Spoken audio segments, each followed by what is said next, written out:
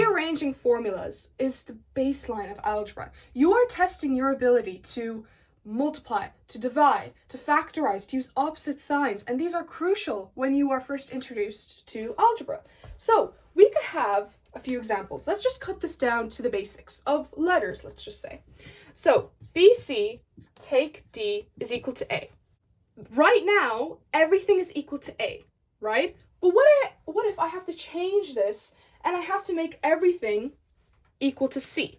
So in other words, I have to make everything move to the other side and C has to be by itself. So let's do that. Firstly, C is over here, okay? We need to get C by itself. Right now, B and C are multiplying. I could take this D. Firstly, I need to move everything to the other side, so I could just do that by moving this minus D to the other side. So when I move something to the other side, it becomes a plus. So A plus D. Perfect. Like I said, this B is multiplying by the C. When something is multiplying and I bring it to the other side, it's going to do the opposite of what it is doing. So the opposite of multiplication is division. So C is equal to A plus D all over B. And that's essentially me allowing everything to be equal to C. Now let's add numbers to these equations. So I could have 6y plus 3x is equal to 7. And the question is asking me to allow everything to equal to x. So where is x? It is multiplied by this 3. So this can get a little bit messy because as we can see, there's a lot going on over here. We're allowing everything to equal to 7, but we need this 7 to be replaced with an x. This 6y, I need to bring this over to the other side so I can, this is a little bit of progress in allowing everything to be moved to this side. So I'm allowing this x to stay on this side. So 3x is equal to 7 minus 6y. Perfect. This 3 is multiplying by the x. I bring it over. It's doing the opposite. So that means 7 minus 6y all over 3. And that's my answer. Now, I mentioned that with rearranging formulas, there's even factorising involved, which is not too common, but it can show up. So here's an example of factorising, right? So A is equal to BC plus BD. Question is asking me to allow everything to equal to B.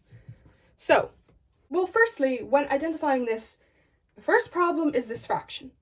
When you arrange formulas and you're trying to let everything to equal to one side, I can multiply everything by C. So, I'm going to take this C, right, and multiply everything by it, including this fraction, right? So, AC is equal to C multiplying by D, plus BDC. In this case, C divided by C, that just divides into 1, so that just leaves it out. So I'm left with AC is equal to B plus BDC. Now, what could I do next? I can't bring this B to the other side. Well, could I? No, because all of this is just, this B is also multiplying by this DC. So what exactly could I do? What would be most beneficial in doing? Well, looking at this, B plus B DC, there's two common factors within this. So that means I could do factorizing, but it's the most simplest factorizing. I'm just going to take out what is common. So I'm going to leave AC alone. And B plus BDC, what is common? B. So I'm going to take that out and multiply. So B multiplied by something will give me B. I'll just multiply by 1 plus DC. As we can see, I have factorized just by taking out what is common. Now, from this, I still need B. But as we can see, there's a B by itself, and which is better than having two B's, which can confuse you. So what could I do in this case? Well, as mentioned, this B is multiplying by what is in the bracket. So I could take this bracket and divide by this side to allow everything to be equal to B. So AC is divided by 1 plus DC is equal to B. And in this case, I have successfully allowed, rearranged this whole formula to allow B to be equal by everything. I used opposite signs, I used multiplying and dividing, and I also factorized. That's all 4 of my key kind of skills in algebra used in one question.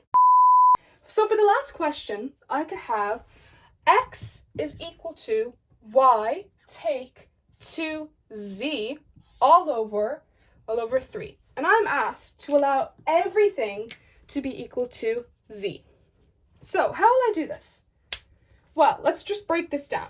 Then again, we have a fraction. I need to bring everything. I need to allow this z to be equal to everything. So I need to get rid of this 3. This 3 is the problem. I'll bring it all over to the other side. I'm bringing everything to the other side. That's kind of what my main goal is. Okay, so I'm going to bring this 3 over and multiply. So that will be 3x is equal to y take 2z.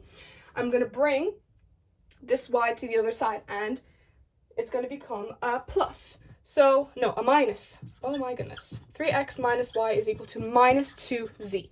Now, as usual, I could bring this minus 2 and divide by the other side. But what would be more beneficial in this case? When you have negatives and you want to divide, it's like you can do it, but it's not very preferable. It's best if you divide by a positive.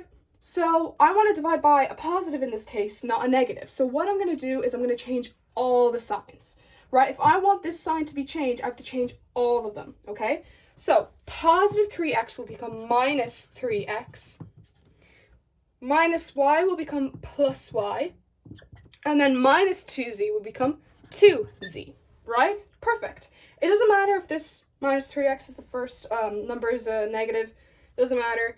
But dividing by a minus is quite awkward in a sense. So I'll take this 2. So minus 3x plus y all over 2 is equal to z.